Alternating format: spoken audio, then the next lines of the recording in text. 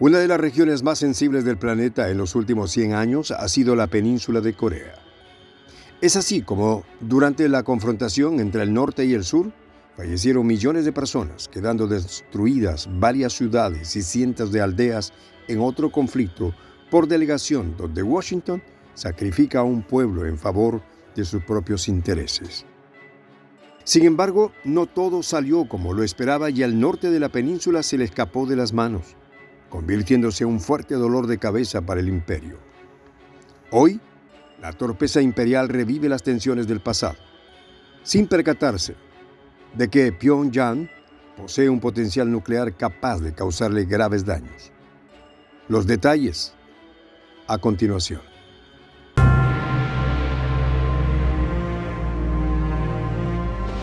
Voz de la Patria Grande.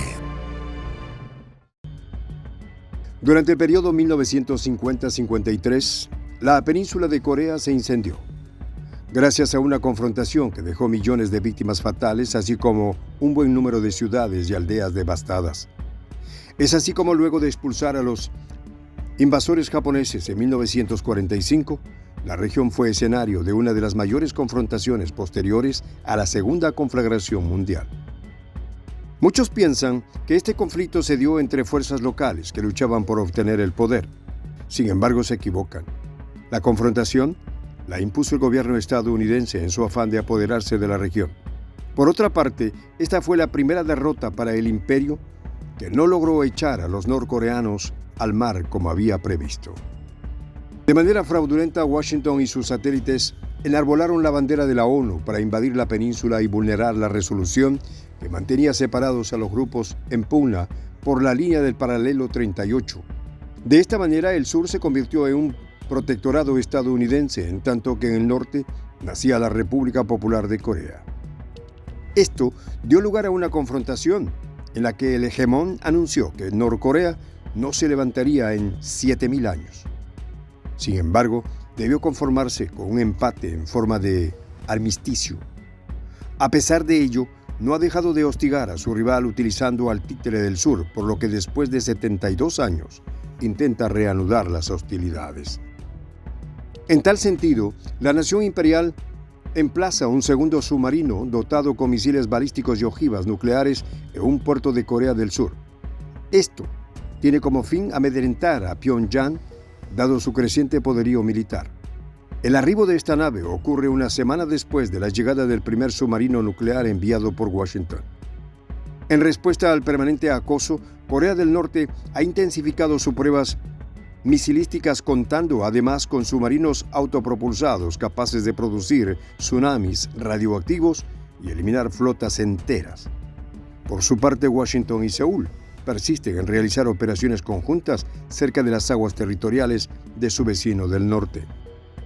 Por otra parte, no debemos olvidar que la confrontación de 1950, llamada el conflicto olvidado, se produjo a causa de la división de la península coreana, impuesta por Washington, una medida que carecía de legitimidad para un pueblo que puso a las víctimas.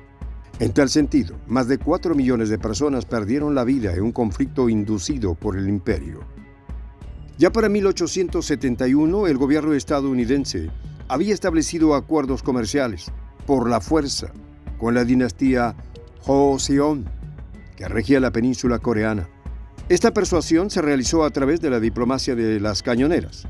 Poco tiempo después, Japón se anexionó el reino y los occidentales debieron esperar tiempos mejores para volver a intentarlo. El momento llegó al final de la Segunda Conflagración Mundial, cuando la nación imperial controló la zona después de devastar a Hiroshima y Nagasaki con 2 bombas nucleares. Luego de la rendición del Japón, el águila clavó su mirada en la península coreana, enterrando sus garras en ella. No obstante, su antagonista soviético estuvo al tanto de los hechos. Nada es casual y la tormenta que se avecina en Corea y el resto de la región viene de mucho tiempo atrás. En aquel momento, Washington ocupó la península durante 4 años, tiempo en el cual su procónsul Reed Holtke y las fuerzas imperiales de ocupación trataron con arrogancia y desprecio a los surcoreanos.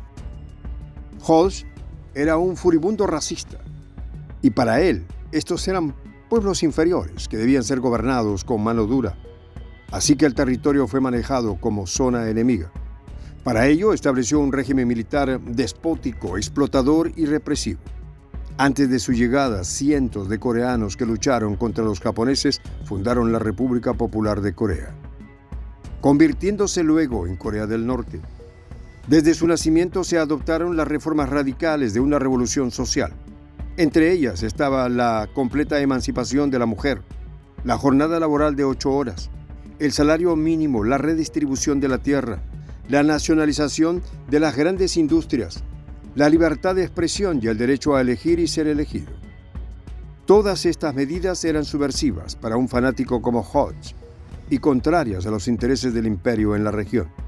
Por otra parte, los verdaderos vencedores de la Segunda Conflagración Mundial fortalecieron su posición al norte de Euroasia, consolidando a la Unión Soviética como una potencia alternativa, y la Revolución China llegó para quedarse. De este modo, las revoluciones emergentes apoyaron la iniciativa de la recién nacida República Popular de Corea. Por lo demás, sus postulados contaban con la aprobación de más del 70% de los coreanos. En tal sentido, se fundaron cientos de grupos de base o comités populares en todo el país, y ya para 1945 había más de 2.500 actuando como gobiernos locales. De igual modo, se crearon 1.000 sindicatos, siendo así como el Consejo Nacional de Sindicatos representaba a más de 500.000 de trabajadores del sur. El imperio debía detener esta infección antes de que se propagara, por lo que sus representantes se negaron a trabajar con los comités populares, contratando empresarios y terratenientes en su lugar. Muchos de ellos habían colaborado con los japoneses.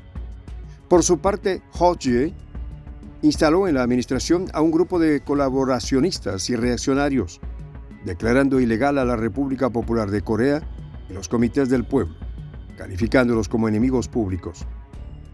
Por lo demás, arrestó a una buena parte de sus líderes y creó un nuevo cuerpo de policía.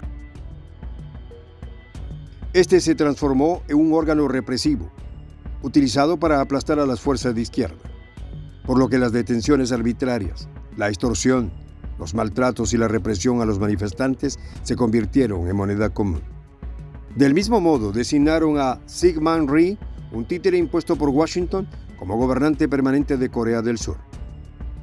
En respuesta a ello, 500.000 de manifestantes se lanzaron a las calles de Seúl el 1 de marzo de 1946. 7 meses después hubo un levantamiento contra la ocupación estadounidense, empezando por los trabajadores ferroviarios, que llamaron a una huelga general en una revuelta a gran escala que movilizó a miles o millones de trabajadores. Ante esta situación, las fuerzas imperiales declararon la ley marcial y eliminaron a más de 7.000 manifestantes indefensos, hiriendo a por lo menos 20.000, mientras otros fueron detenidos y encarcelados. De igual manera, los habitantes de la isla Jeju protagonizaron protestas masivas que fueron reprimidas, dejando un saldo de 30.000 víctimas fatales. De este modo, continuaron las masacres contra el pueblo surcoreano, mientras la aviación estadounidense arrojaba toneladas de napalm y bombas al norte del paralelo 38. Esta contienda enlutó a todas las familias de la península, quedando finalmente en suspenso, por lo que el conflicto nunca se dio por terminado oficialmente y el imperio piensa intentarlo nuevamente. La diferencia estriba en que Corea del Norte hoy posee un arsenal nuclear que le permite ser un adversario de cuidado, y Pyongyang puede hacer que este intento le cueste caro al imperio. Por otra parte, mantiene estrechos vínculos con Rusia y China, dos potencias que le disputan la hegemonía a Washington, dando origen a un nuevo escenario. De esta manera, Norcorea desarrolla un programa misilístico haciendo pruebas permanentes para corroborar el alcance de sus cohetes, al mismo tiempo que disuade a sus adversarios de no adelantar alguna acción que vulnere su soberanía. En tal sentido, Tokio acaba de presentar una protesta formal, ya que considera que estas pruebas son una amenaza para la región. Sin embargo, no debemos olvidar que Japón es uno de los aliados incondicionales del imperio. Por otra parte, Corea del Norte saludó la visita del ministro de Defensa ruso en medio de la tensión internacional. En tal sentido, Moscú considera a Pyongyang como un importante socio y afirma que está dispuesta a colaborar con su aliado en todos los terrenos. Asimismo, ven esta visita como una oportunidad para fortalecer los lazos militares.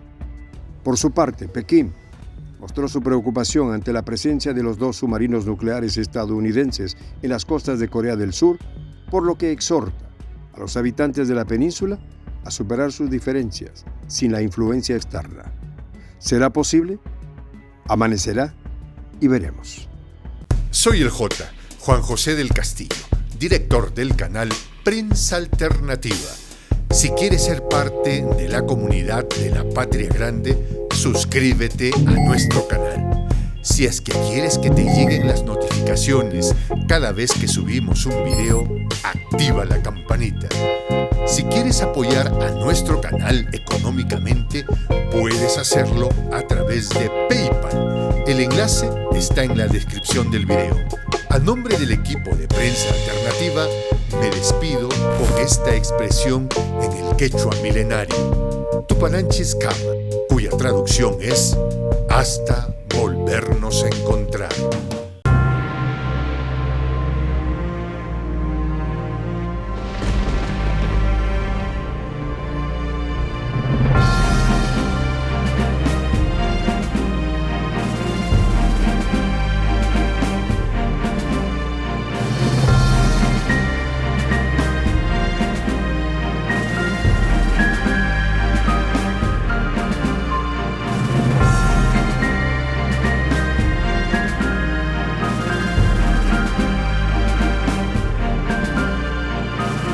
Voz de la Patria Grande.